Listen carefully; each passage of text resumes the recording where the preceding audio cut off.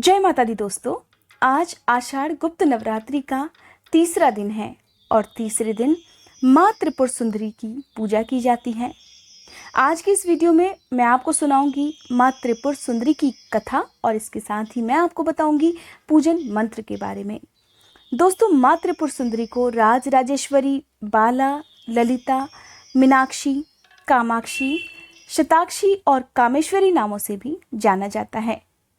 त्रिपुर सुंदरी के स्वरूप की अगर बात करें तो माँ शांत मुद्रा में लेटी हुई सदाशिव की नाभि से निर्गत कमल आसन पर विराजमान है।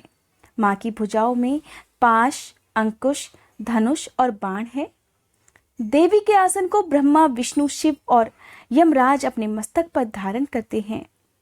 माँ के 3 नेत्र हैं और इन्होंने अपने मस्तक पर अर्धचंद्र को धारण कर रखा है। पौराणिक कथा के अनुसार सती वियोग के बाद भगवान शिव सदा ध्यान में ही मग्न रहने लगे। ऐसे में उन्होंने अपने संपूर्ण कर्मों का भी त्याग कर दिया था। देवी पार्वती के सती हो जाने पर भोलेनाथ इतने आहत थे कि वे सुध बुध ही खो बैठे थे और तब ऐसे में तीनों लोकों के संचालन में भी व्याधा उत्पन्न हो रही थी।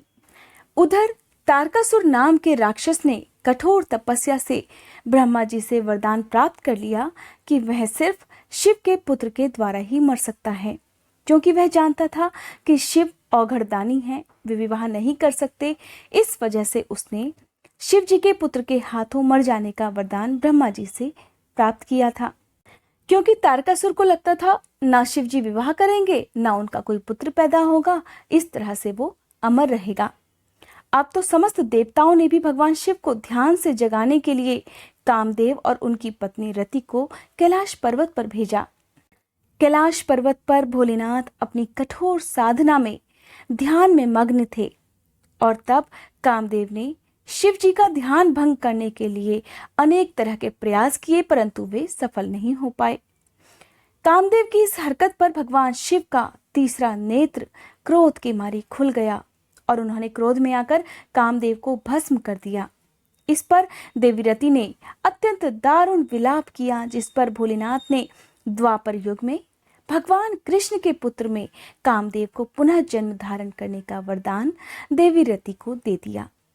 रति के वहां से जाने के बाद एक गण ने कामदेव की इस भस्म से एक मूर्ति का निर्माण किया, जिससे एक पुरुष पैदा हुआ। उसने भगवान शिव की स्तुति की और इस प्रकार भोलेनाथ ने उस पुरुष का नाम भांड रख दिया। शिव जी के क्रोध से उत्पन्न होने के कारण भांड तीनों लोकों में उत्पात मचाने लगे। उन्होंने स्वर्ग लोक पर भी आक्रमण कर दिया। इसके बाद देवराज इंद्र सहायता के लिए नारद मुनि की शरण में पहुंचे। नारद मुनि ने इस समस्या का निवारण करने के लिए यथाविधि अपने रक्त और मांस से आद्या शक्ति की आराधना करने का परामर्श देवताओं को दिया। देवराज इंद्र ने इस प्रकार माता की आराधना की, जिसके बाद त्रिपुर सुंदरी के स्वरूप में प्रकट होकर माता ने भांड नामक असुर का वध किया था। इस प्रकार पूरे विधि विधान से जो भी भक्त गुप्त नवरात्रि के तीसरे दिन माँ त्रिपुर सुंदरी की पूजा करता है, माँ उस पर बड़ी आसानी से प्रसन्न हो जाती हैं और उन्हें मनोवांछित फल प्रदान करती हैं। इस प्रकार माना जाता है कि माँ त्रिपुर सुंदरी की पूजा करने से रुके हुए काम भी बन जाते हैं। अगर आज के दिन माँ त्रिपुर सुंदरी की पूजा करते समय इस मंत्र का जाप कर लिया जाए तो कहा जाता है कि माँ त्रिपुर सुंदरी की कृपा प्राप्त की जा सकती है। आइए दोस्तों, अब जान लेते हैं माँ त्रिपुर सुंदरी की पूजा करते समय किस मंत्र का जाप करना चाहिए। त्रिपुरा देव्ये च विद्महे क्लीं कामेश्वर्यं च धीमहि तन्नो क्लिन्ने प्रचोदयात्। दोस्तों, यह थी आज की वीडियो। उम्मीद करती हूँ ये वीडियो आपको पसंद आई होगी।